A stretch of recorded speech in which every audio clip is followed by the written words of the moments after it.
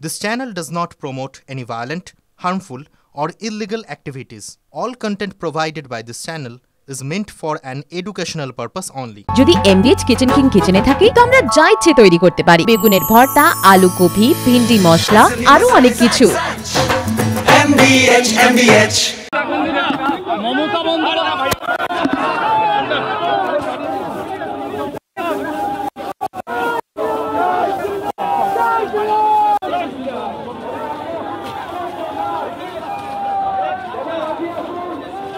এই মুহূর্তে খাস কলকাতায় আইনের ছাত্রী এবং কলেজের মধ্যেই তাকে গণধর্ষণ করা হয়েছে। শুভেন্দু অধিকারী বলছিলেন, সেই বক্তব্যের দিকে আমরা নজর রাখছিলাম, কিন্তু আপনাদেরকে এই মুহূর্তে আরো একবার সেই খবর জানিয়ে রাখতে চাইবো। আরজি করার পর এবার খাস কলকাতায় আইনের ছাত্রীকে কলেজের মধ্যেই গণধর্ষণের অভিযোগ। কসবা ল কলেজে ইউনিয়নের জিএস পদ পাইয়ে দেওয়ার টোপ।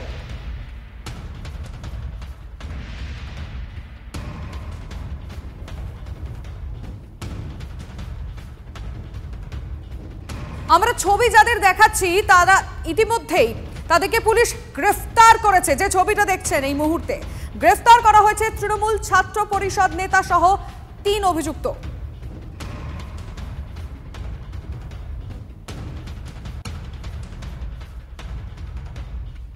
অভিযোগকারিনীর দাবি 25শে জুন কলেজের একটি রুমে ডেকে নিয়ে গিয়ে তাকে গণধর্ষণ করা হয়। ন্যাশনাল মেডিকেল কলেজে অভিযোগকারিনীর শারীরিক পরীক্ষা। বুধবার সন্ধে 7:30 থেকে রাত 10:50 মধ্যে গণধর্ষণের অভিযোগ। 26শে জুন গ্রেফতার ওই কলেজেরই 2 ছাত্র। জেরা করে আজ গ্রেফতার করা হয়েছে মূল অভিযুক্ত টিএমসিপি নেতা তথা ওই কলেজেরই অস্থায়ী কর্মী শুভেন্দু অধিকারী। কি বললেন একটু আগে আপনাদেরকে শোনাবো। বেপরোয়া হয়েছে এরা, এর জন্য পুলিশ দায়ী। মনোজ বার্মা, বিনীত গোয়েল, রাজীব কুমার দেখুন সব কি করছে গিয়ে ওখানে। কলকাতা পুলিশকে তো পুরো নিয়ে চলে গেছে দীঘাতে। লোক তো নেই দীঘায়, জামা খুলিয়ে পুলিশকে দিয়ে হাঁটাবে। এই রাজ্যের মুখ্যমন্ত্রীর চেয়ারে থাকার যোগ্যতা নেই। আমরা ইস্যু টেক আপ করছি এবং খুব বড় জিনিস হবে, বড় হবে।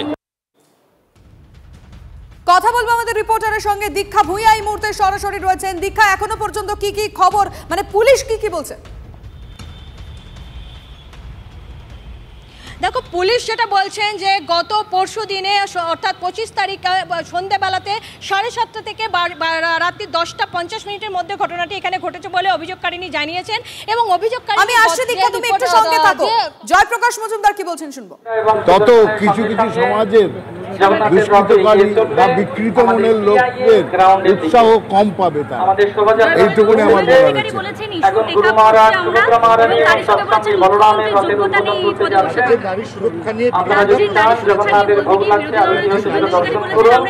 আমরা দেখেছি বিজেপি শাসিত রাজ্যে, কর্ণাটকে আর অন্য রাজ্যে দেখেছি নৃশংসভাবে নারী ধর্ষণ করে তাদের মুখে প্রস্রাব পর্যন্ত করে দেওয়া হয়েছে। সুতরাং শুভেন্দু অধিকারীর মুখে এসব কথা মানায় না। সারা ভারতবর্ষের বিভিন্ন কোণায় বিভিন্ন নারীদের ওপর, তাদের ওপর আক্রমণ হচ্ছে। এটা সার্বিকভাবে বন্ধ হওয়া প্রয়োজন। এক রাজ্য আর এক রাজ্যকে, এক রাজনৈতিক দল আর এক রাজনৈতিক দলকে আক্রমণ করবে একটা সামাজিক ব্যাধি নিয়ে, সামাজিক অবক্ষয় নিয়ে। এই রাজনীতিকরণ বন্ধ হওয়া দরকার। শুভেন্দু অধিকারীর এই মন্তব্যগুলো অন্য ক্ষেত্রে এই নারী ধর্ষণকারীদেরই উৎসাহিত করছে।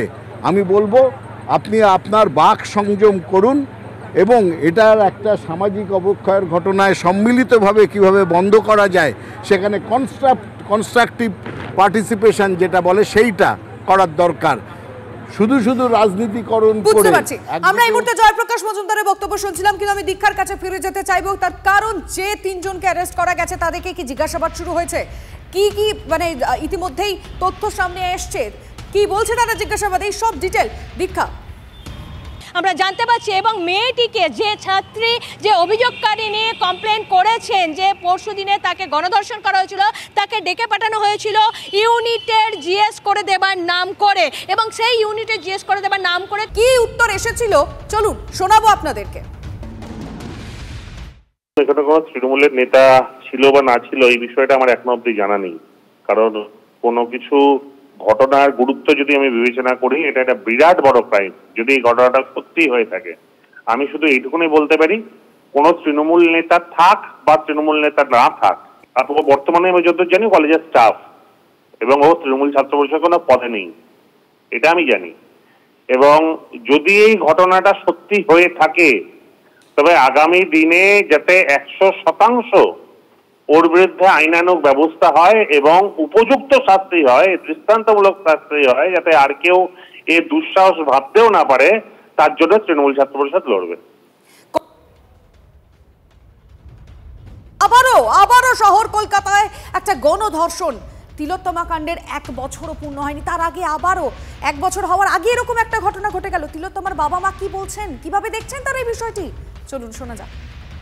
9 আগস্ট যে ঘটনা ঘটেছিল, পুলিশের কাছে চার্জিং মামলাটা ছিল, পুলিশ তো কোনোই কাজ করেনি, ব্যাপারটা ধামাচাপা দেওয়াতে আরও প্রশ্রয় দেওয়া হয়েছে অপরাধীদের, সেই জন্য এই সমস্ত ঘটনা আরও ঘটছে। শুনে সত্যি খারাপ লাগে। আমরা সকালবেলায় ভাবি যে কোনো মা বাবার যেন এরকম নির্দিষ্ট না করতে হবে, কিন্তু করতে হচ্ছে, যেরকম আমাদের রাজ্য সেরকম সেই অনুযায়ী। এটা যত ঘটবে তত আমাদের শিক্ষা প্রতিষ্ঠানগুলোর গৌরব কমতে থাকবে আমার মনে হয়। ল কলেজেরটাও ঠিক সেম, যত এরকম আইনের সাথে সে আইন মানে শিখতে গেছে, তার সঙ্গেই এরকম হয়েছে। কার কাছে যাবে মানুষ? শিক্ষা, স্বাস্থ্য বলুন, আইন বলুন, সবই এখন যেন মানুষের জীবনের কোনো মূল্যই নেই, এরকম একটা পরিস্থিতি তৈরি হয়েছে। প্রশ্রয় পায় যারা অন্যায় করে তারাই, সেই জন্যই আরো অন্যায়টা বেড়েই চলেছে। বুধবার দিন সন্ধ্যের পর 6টার পর থেকে ঠিক কি হয়েছিল, 3 জনের মোবাইল কিন্তু ইতিমধ্যেই বাজেয়াপ্ত করা হয়েছে।